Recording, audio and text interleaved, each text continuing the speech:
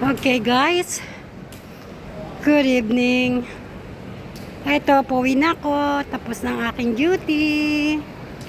Oh, you see? You see the place where I work.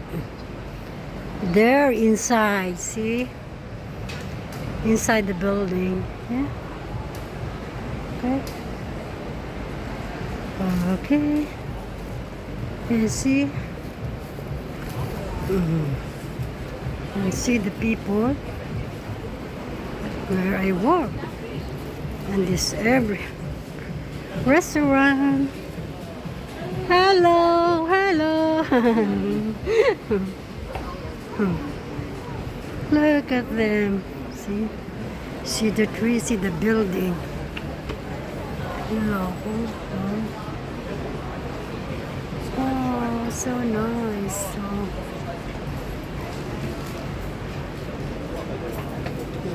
It's all restaurant. See?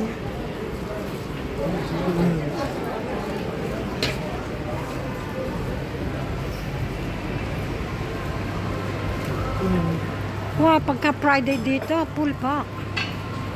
Full pack ang tao. See? See?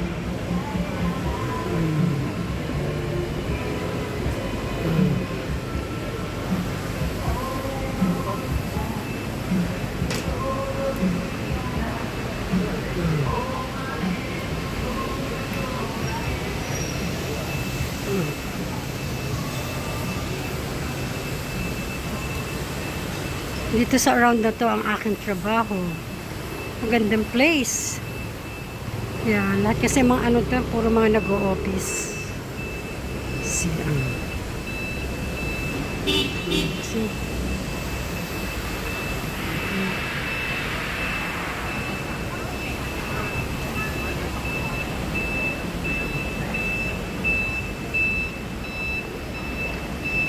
Pauwi na kasi ako, guys.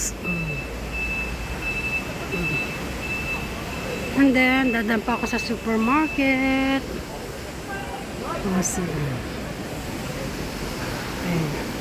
Pero pag Friday dito, oh my God. Napaka-crowded, grabe.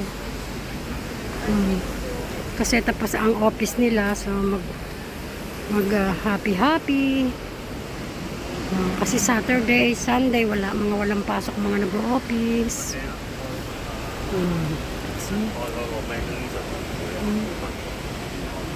Sino building?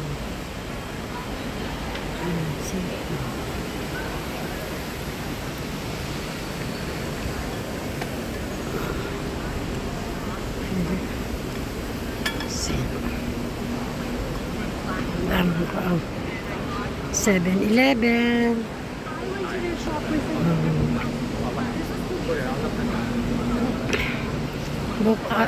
Bukas is Saturday. Yeah. Saturday is my holiday. Pagod na pagod ako ngayon kasi ang dami kong ginawang pasta hanggang 2 days. Talagang full pack. Wala nang masasabi ang aking headset. Kung maubusan man, konti na lang gagawin nila.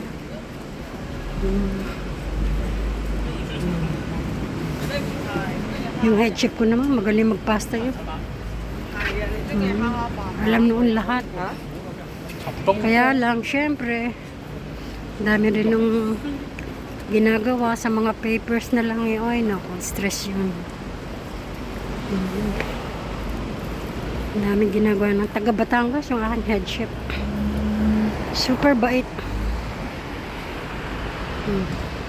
Wala kang masabi. Hardworking.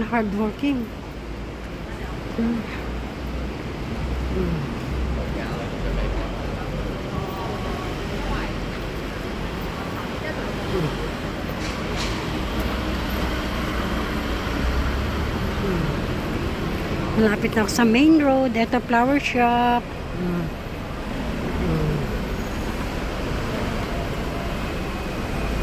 Mga taxi. Ang taxi dito kulay pula. Basta kang Hong Kong side, pula ang taxi dito. Mm. Pero pagka sa mga malayong lugar na Kowloon side, ibang kulay ng taxi nila. Blue and green. See. Oh, see.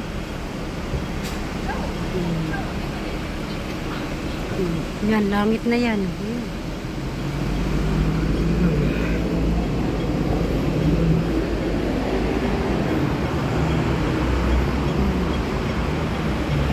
Pag mga ganitong oras, hindi na full pack ang MTR. Kasi mga nakauwi na yung mga nag-o-office.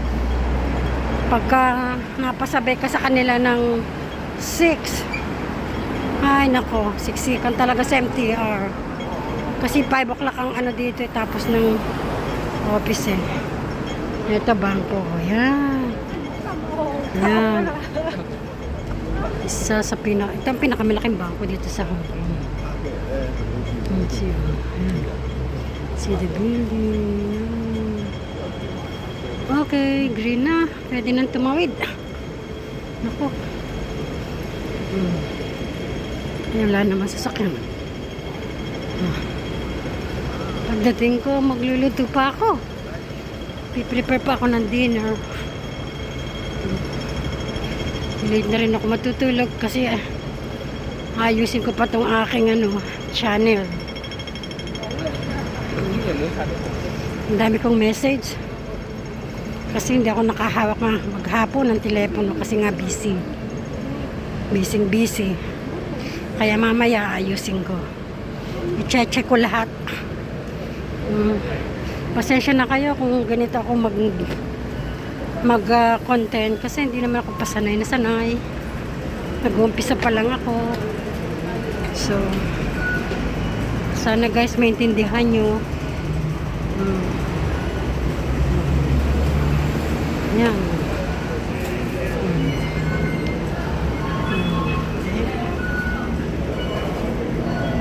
Yan, bangko. Wala naman ako mga ganyan. Wala. See, oh. Oh, yan, oh. Oh, bihira na tao, see. Okay. Labas ko yung aking senior. Senior. Ay, how come? It's okay? Okay. Okay. Maglilip ako. Ayoko maghagdan pababa. Ako'y napapagod. Sa bagay, pwede rin kasi nagko-content naman ako. Okay lang. Sige nga. Magano ako. Ayan. Ayun, ang aking favorite na bilihan ng tinapay. Pero hindi muna ako bibili at may mga bitbet. Tsaka may mimitin pa ako na kadarating lang galing Pilipinas. Ngayon lang daw siya dumating. Ayun, may ibibigay daw sa akin konting pasalubong galing Pia. Ayun. Oh, yan. Empty yung kabilang escalator. Empty. Pero sa umaga, naku, full pack yan.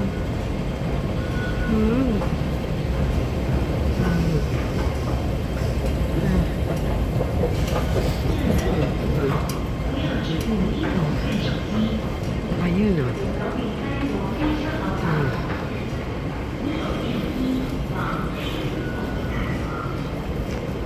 Okay guys.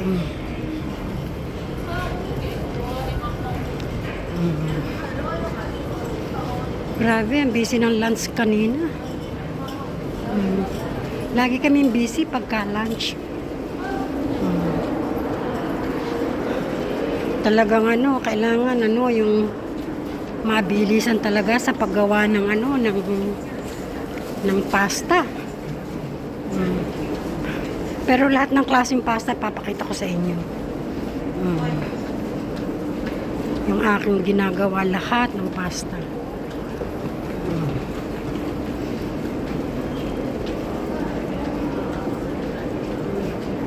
Ang dami rin kumakain ng mga tourist. Ang dami.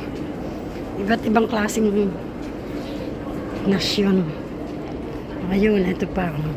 Pag ako'y papasok, dyan ako dumadaan. Pagpapasok, ayan. Ibang entrance. Oh. Pag pauwi, eto, dito naman. Kasi tig-isang way to eh.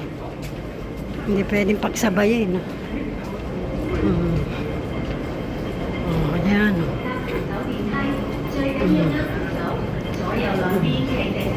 Yan, yung naka-yellow. MTR stop yan.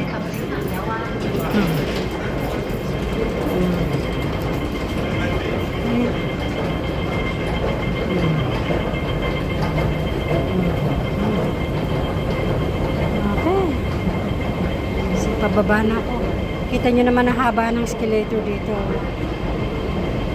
Okay, kinahulog dito parang hagdan. Ay nako. Bali-bali buto mo. Nalulula ako. Nakakapit talaga ako. Pag ganitong kahaba. Tapos ang taas pa. So bukas ay holiday ko. Baka makalabas ako at magko-content ako. Napakarami ko pang ipapakita sa inyo. Grabe. Napakadami pa. Baka kayo ang malula sa dami na ipapakita ko sa inyo. Kaya lang guys, please. Sana maintindihan nyo ko. Haba rin na nilalakad ko sa ilalim ng MTR. Hanapin ko yung number para ang number ko na door ay 41. So, at least pag bumaba ko, lumipat sa kabila. Malapit lang. Magko-crossroad lang ako. Sasakay pa ako ng isang MTR. Papunta doon sa Kowloon side. Dalawang MTR ang sinasakyan ko. Pero mabilis naman. Mabilis. Mabibilis ang mga dito, transportation. Kahit sa bus, mabilis din. Pero mas mabilis ang MTR talaga. Sa ilalim ng dagat to. Itong MTR. Ilalim ng dagat siya dumadaan. Hindi sa ibabaw. Sa ilalim mismo ng dagat. Kaya nga nakakatuwa dito. Ang maganda dito yung transportation. Walang traffic dito. Tsaka bihirang-bihira lang ang aksidente dito. Awa naman ng Diyos. Bihira lang. Maraming convenience dito talaga. Ang hospital, napaka-convenience. Kahit may bayad, hindi katulad ng sa atin sobra. Yun. Yan. O yan, MTR. Papatayin ko na rin to. At pasok muna ako, hindi yung patayin ko. Kapagod, sakit ng paa ko, grabe. Paano maghapon nakatayo. Okay, saan kaya makabuhay na?